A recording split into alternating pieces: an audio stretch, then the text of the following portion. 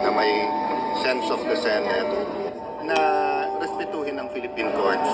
Kahit tignan nyo na lahat ng technicalities, tignan nyo na lahat ng treaties, lahat ng batas, ang essence, ang spirit ng ating konstitusyon ay kung may problema, pwede kang tumakbo sa Philippine courts.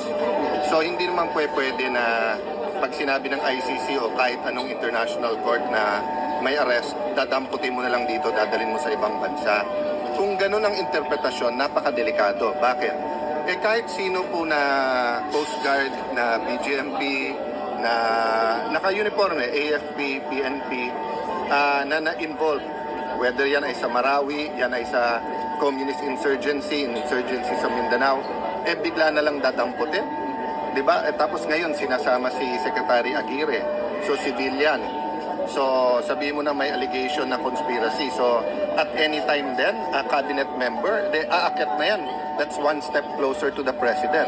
Sira ang ating constitutional framework and the concept of sovereignty kung ang ating local courts ay gagawin nilang powerless, di ba?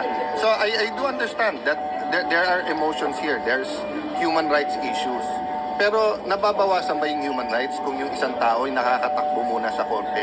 So can you imagine sa inyo sa media, kung kinover nyo halimbawa yung war on drugs, tapos sinabing, hindi lang nag-cover yan embedded yan, kakampi ni Duterte yan. Pwede ka na lang kunin, tapos daling ka na lang sa ibang bansa. Hindi ka man lang makakatakbo sa local courts, di ba? Sir, ano masabi niya tatakbo si VP Sara for president? We're in a democracy. For me, the earlier na lahat ng kandidato ay mag-announce better. Bakit? Kasi mas mahihimay nung lahat, mas bantay ang kanilang kilos. Of course, I wish her well.